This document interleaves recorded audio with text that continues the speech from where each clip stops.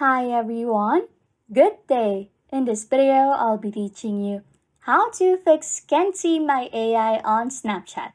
Okay, first things first, open it and check if you can see My AI chatbot. If you still cannot see it, I would recommend closing the app and restarting it. This will clear it out from the memory. Now, if you still can see it, you need to clear your app cache. On an Android phone, you can go to Settings, Apps, search for the Snapchat app, and tap on Storage and Clear Cache.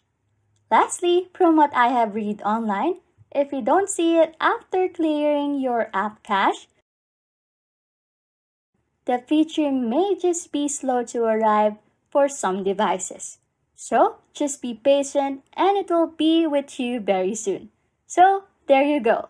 Those are the things you can try if you cannot still see your My AI chatbot on your Snapchat app. Hope this helps you. Anyways, if you like content like this, don't forget to subscribe to this channel or comment down below any tutorials you want us to make, so we can help you. And that's it. You can now fix Can't See My AI on Snapchat. Thanks for watching and happy scrolling.